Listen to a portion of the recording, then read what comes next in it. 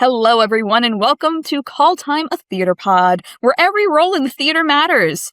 This is the space that's part good hang, part networking mixer, but a whole lot of hype. So, sign it on the sheet, because it's call time.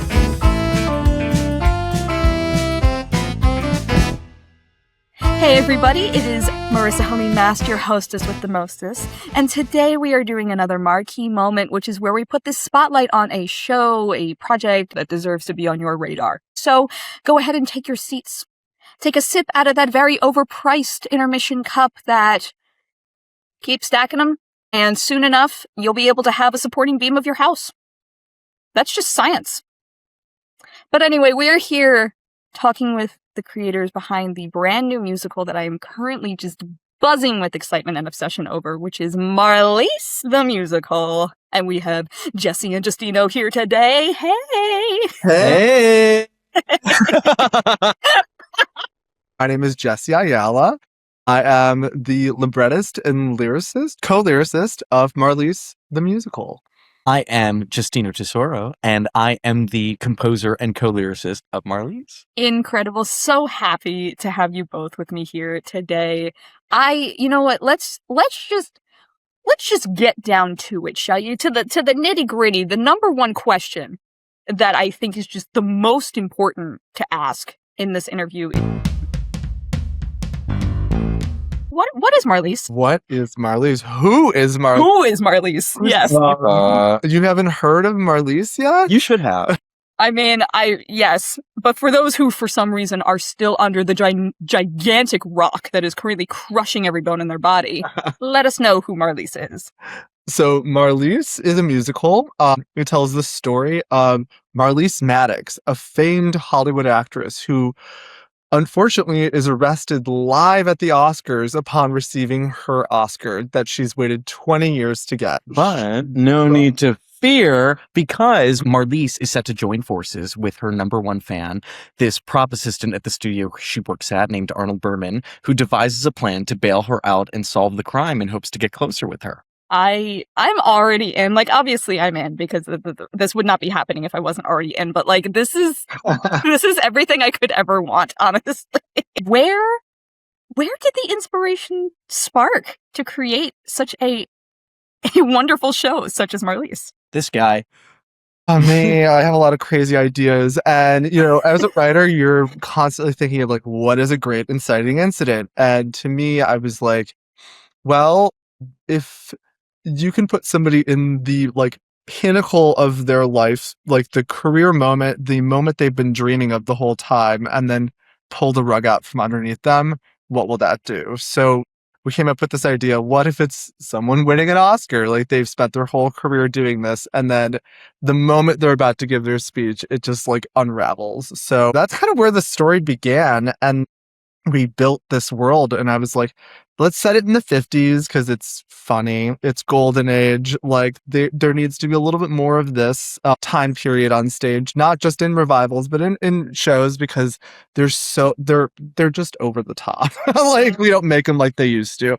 So we were like, what are the genres that kind of existed around that time that we can play around and spoof? And one of them was like screwball comedy. One of them was buddy comedy, like oddball, like these two people, salt and water, that kind of come together and are forced to figure out a problem. So that's kind of where the story was, generated, birthed, I guess you might say.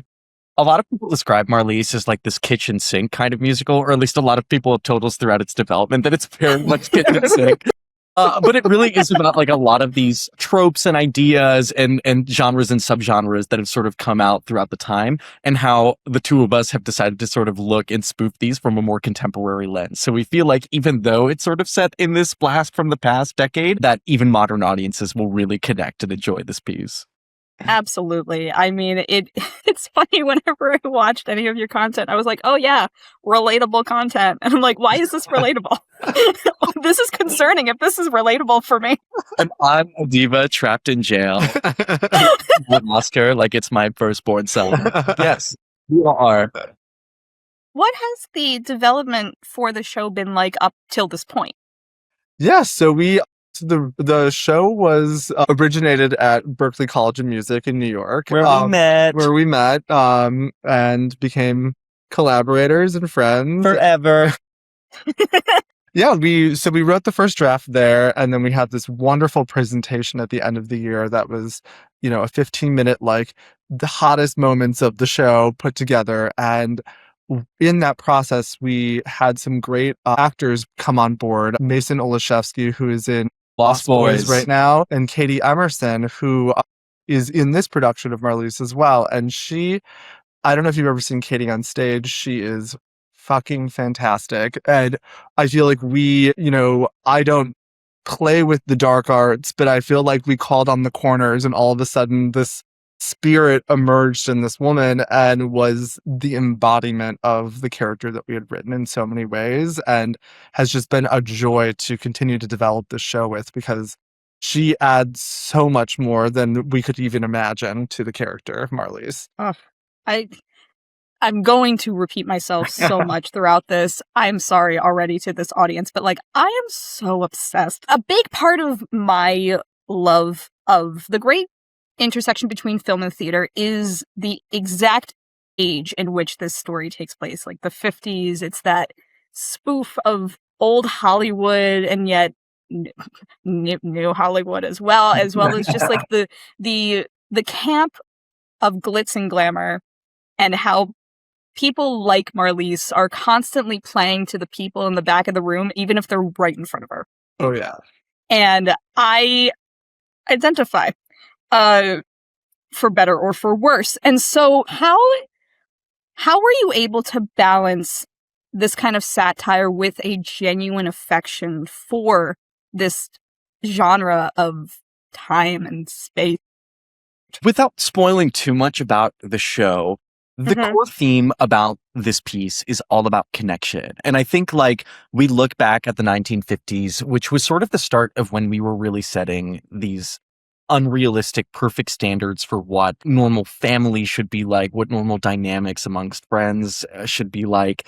And so the piece is not only looking at film and the bigger picture with that, but also just the connection between people and what is conventional family versus found family. So, although life ain't like the movies, we can still create what is movie magic in our hearts. So it's just a little bit of what we like to talk about in Marlise. Yeah. And I think a lot of these movies, these genres of that time, they are just a heightened version of reality, be that film noir or these big production dance musicals that are just someone in a barn and you flip over a door and everyone's tap dancing. It's what is going on? That's a Tuesday. What are you talking about? That's just a Tuesday. You're like, oh my God, I want more of this. And that, I feel like to me especially, is we live in a world today that is such a heightened version of reality on social media. You get to see the most glitzy, glamorous parts of people's lives. And most people, you don't get to see the honest truth of who they are. And it's all, life has become more and more of a performance, even off screen. And I think that that's what this show, when you kind of step away a little bit from today, from 2026, I was going to say 2016. I don't know what day of the week it is. Time's a social construct. It's fine. It's fine. But as you kind of distance yourself from it, from today, I think it's easier to see certain parallels to our life and our world that we exist in, because it seems further away. Well, there goes that reflection I needed today. There it is. Wonderful. Thank you for that. No, but that's absolutely wonderful. And so, of course, this is a musical. And with that, we need to talk about the music. I feel like I would fail as a host if I didn't ask you questions about the score. How would you describe the vibe of your music and your score? 100%. So the score of Marlise tends to pull from a lot of the popular styles of the 1950s, including pop rock and jazz, and sort of examines those styles from a more contemporary lens. So it might sound like the 1950s, but feels more like today. And in the show, we have the main world that's mostly set on the back lot of a Hollywood soundstage where they're filming things. And within that world, there are two movies that kind of are existing. One of which is an early 1930s sci-fi film, So the sound of that world is very ethereal and kind of all over the place and mysterious, while the other is sort of set in a biblical epic sort of thing, which is surprisingly enough, not really how you think a biblical epic would sound, but more so in like the sort of big band or like jazz swingy kind of world. So, yeah, the movies sort of take a musical life of their own. Yeah.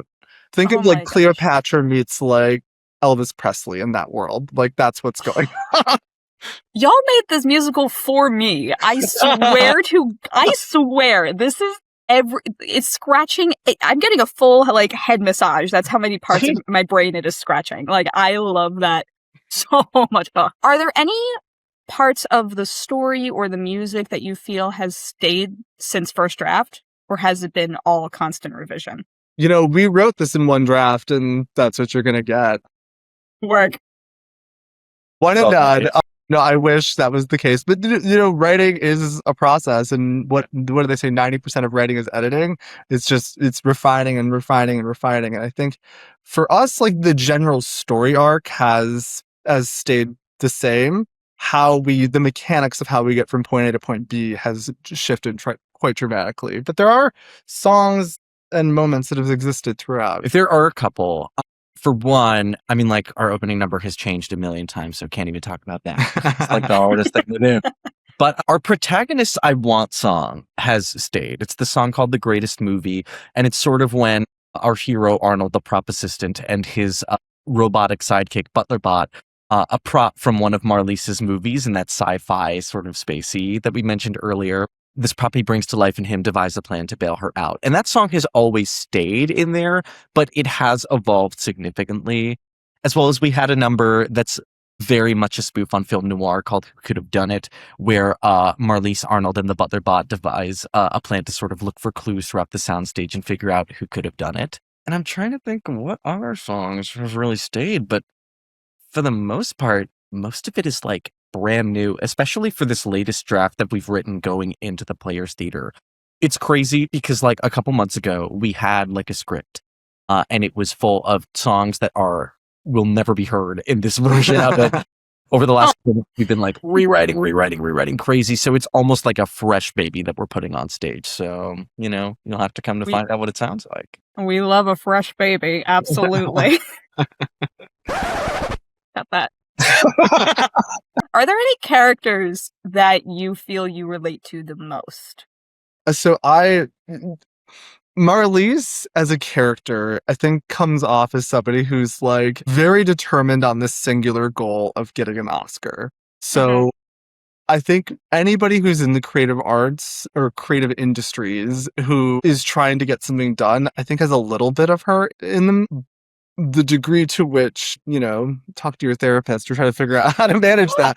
For me, she has like parts of me. My previous career was in film and I've won awards and stuff in that space. And I think when you're striving towards a goal like that, you think that like, oh, once you get it, like everything's just going to be easier and all your dreams will have come true. But the reality is it's like, cool, now on to the next thing. And I think that I've learned the lesson that I think we're trying to get Marlise to learn in this show because she's just been striving for this one thing and hasn't got it yet. So I think that's the closest one. We have a few other characters. One is named Jean-Pierre, who is a very, very, very French actor.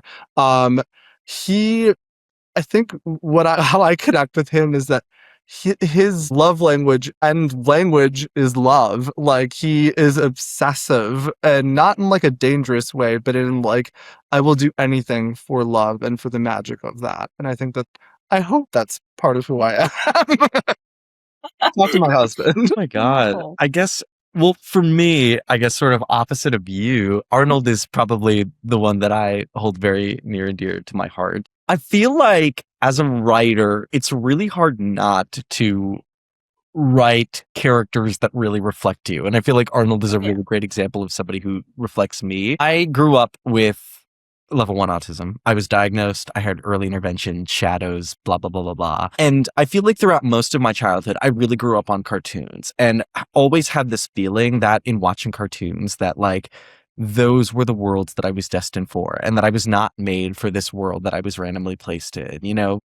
And I feel like similar to Arnold, who grew up watching Marlise's films and imagining this sort of picture perfect life where everything was convenient and all of our struggles were larger than life and that there were happy endings at the end of every struggle and pitfall, you know, it's always imagining that that was it, you know, there's this beautiful innocence about that, which I feel like I always carried with me as a child, and something that Arnold is very much about. Arnold is like this big kid that never grew up, somebody who always stayed within that movie magic and never really had the opportunity to experience real life.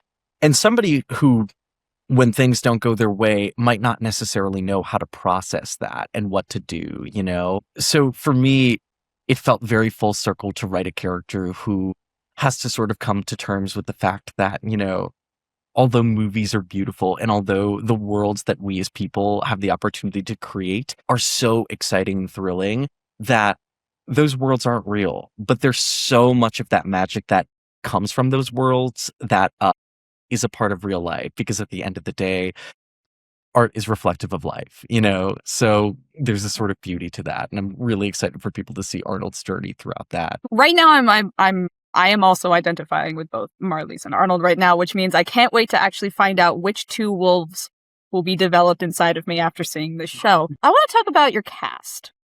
I want us to take a moment. I want you to gush about your cast and your creatives a part of this, because everyone deserves their shout out, especially here on Call Time at Theater Pod Marquee Moment. So tell us about the incredible people that you currently have a part of this production.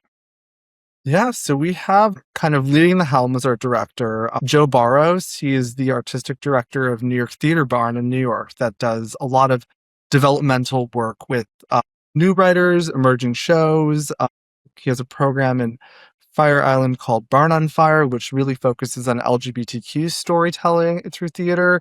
He joined our team a few months ago and just had this wonderful vision for this show, because I think at a first glance, if you read the script, which few have had the honor to, this show sounds like this massive, like, okay, how the hell are we going to pay for this kind of situation? Mm-hmm. And he like looked at the script and was like, it's very clear to me that the whole world is through the language of the prop room. It's through Arnold's lens that we're seeing this. This is where he lives. This is all he knows.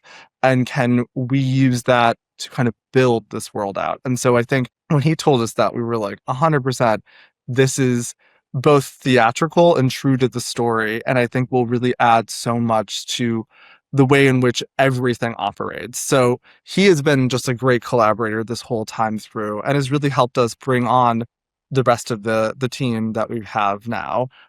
Yeah, in addition, we have our music director, Dan Gibson. Dan Gibson, we brought on a couple months ago as well. He studied at BMI in the composer lyricist track and has his own musical called The Challenger about Sally Rides, which is incredible. And he is also acting as our arranger and has really been such a wonderful collaborator in the sense that he's done a fantastic job of really fleshing out the genre of the sort of musical soundscape that we're telling the story through. So it's been such a pleasure to work with him. Yeah. And then we have Harrison Bryan, who is our lead as Arnold, who's been on the pod before. He's friend of the pod, Harrison Bryan. Absolutely. Oh my God. Big fan. so fucking funny. I've been in like workshops outside of the show with him, and it's just like, wow, to see him in action is just remarkable. And to see him delivering the lines we've written and wrote for him is quite remarkable. Then we have Katie Emerson, who we had mentioned prior. She's the titular Marlise, the crown jewel of of Arnold's eye. We also have Kevin Smith Kirkwood, who's playing Ashmar High. Ashmar High is the sort of studio executive and like our quote unquote antagonist of the show. This absolute diva girl boss who is driven by money and press and will stop at nothing to make sure that her studio is run in the way that she sees fit. He's also a writer and director and is working on a show about Mae West right now. So like when we learned all this, we were like, oh my God, you understand this genre, this world, these like divas of yesteryear. And he is bringing it. Zach Faust. Zach Faust is playing Jean-Pierre Pierre, who is Marlise's ex-husband, a hopeless romantic, famous French actor. Zach went super viral on TikTok when he was a part of 54 Below Sings Glee, where he played Sue Sylvester and sort of went on this crazy marketing campaign where I remember this. TikTok. And then this is Lily Tobin, who is so funny. She is playing the role of movie magic, which is essentially the embodiment of the Hollywood studio system in 1954, where the show takes place. So she plays, in total, I think 11 different characters, human and non-human. Come and see what that means. I love.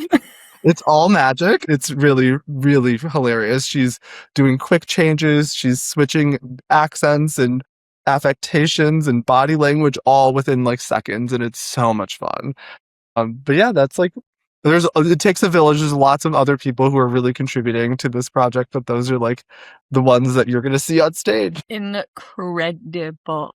My gosh, the fangirl energy right now. I am really trying to keep my composure. Like I'm for the bit, not for the bit. This is everything I could ever want. You have this incredible team. You've been developing this for some time, and now we're at this point. What is something that you have learned about yourself as an artist through this process?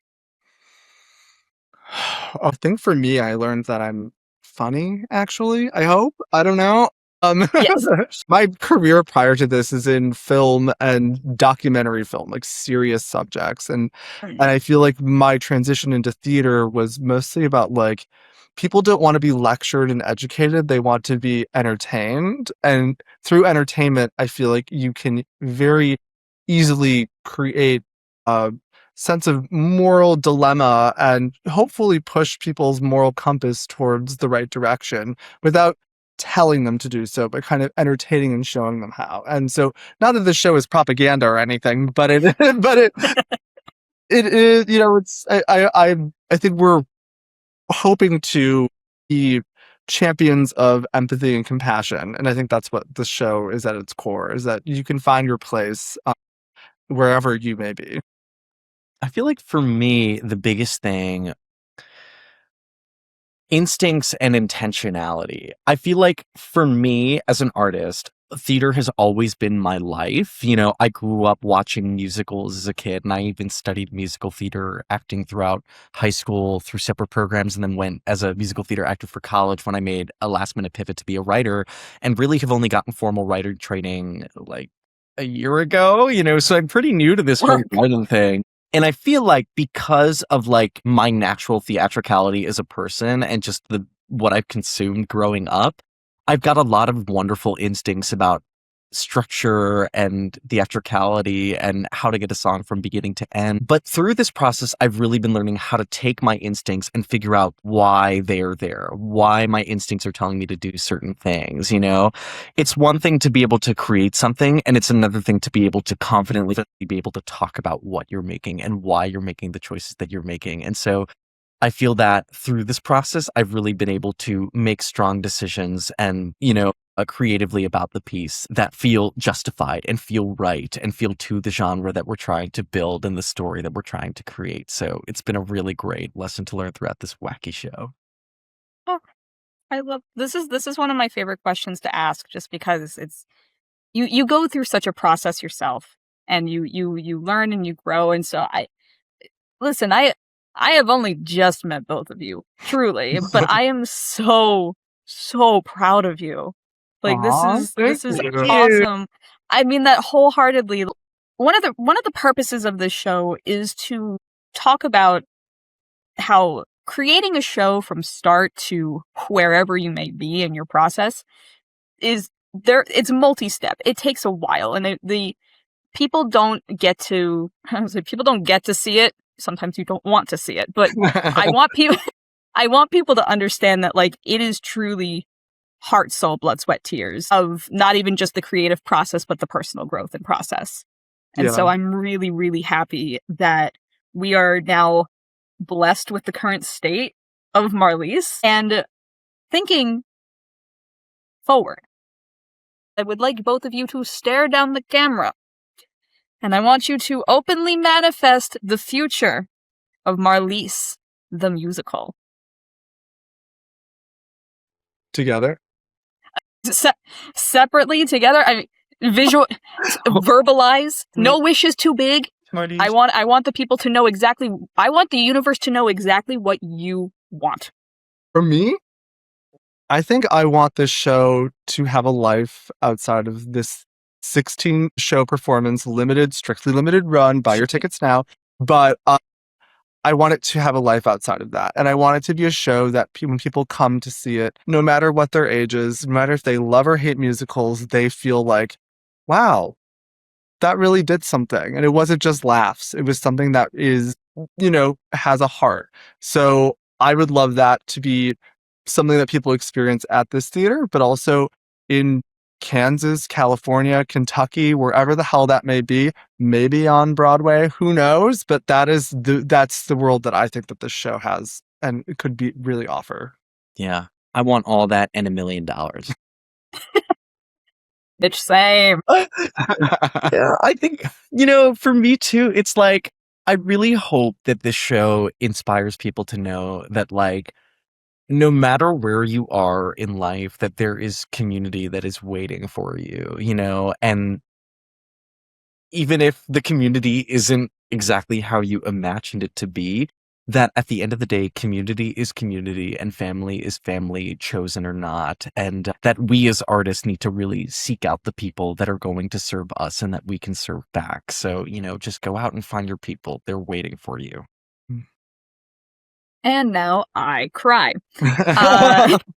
Cute. And here we are. To add to the manifestation, I would like to add, first and foremost, a truly successful run of Marlise the Musical, your upcoming run. I can't wait for people to be yelling on social media, I couldn't get tickets. I need my tickets. I manifest physical media of an album of some sort, CD, vinyl.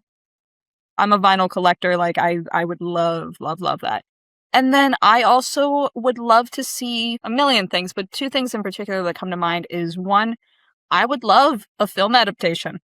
I think that would be really fun. Hollywood's calling. I think that would be so much a musical film adaptation. I think that'd be so cool. I would love this to be a licensing darling. I want people to experience the show and love the show and be a part of the community that you are making with Marlise. And so, since I am a woman of spiritual witchy persona, I say it is written, and I will do my sealing spell on this after we wrap.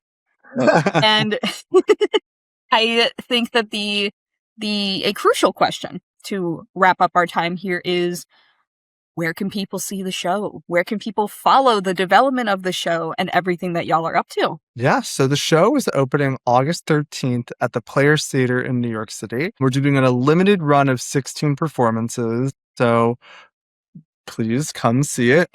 You can get tickets at marlisemusical.com or follow us on Instagram and TikTok at Marlise Musical. And if you want to take a look at us, you could follow each of us and all the work that we're doing, because Marlise isn't the only thing we're doing. We also have a show called June Moon about a degenerate tech bro looking for love in Miami when he spontaneously runs into this nurse who is hooked on true crime podcasts and things like that, when the two accidentally exchange AirPods and fall in love at first sight, as well as a new musical about the two men who built the Trojan horse. So if you want, you can go ahead and follow me at Justino_Tesoro on both Instagram and TikTok. And Jesse? JesseAyala.com, Jesse Ayala on Instagram and TikTok sometime. Incredible. Well, all of that information is going to be on screen and in the description box below. Jesse, Justino, this has been so much fun. I am so excited for Marlise the Musical. I'm excited for both of you. Just thank you for being here. Of course. In general. Thank you for having us. My honor and pleasure. And I want to thank you all out there in Living Land for signing in and tuning in to Call Time a Theater Pod Marquee Moment for Marlise the Musical. My name is Marisa Helene Mast. You are the audience.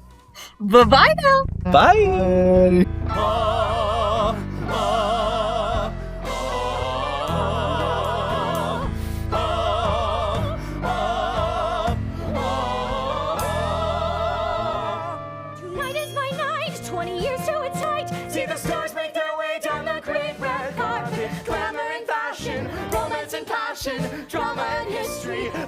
and mystery. It's all so fantastic. I'm feeling so spastic because absolutely nothing could go wrong. You didn't do it. I know that's true. You're my hero, but now I'll save you. Somebody framed you, oh, just like in Madam Death. Together we'll solve this. Don't hold your breath. What a catastrophe! This mystery won't end.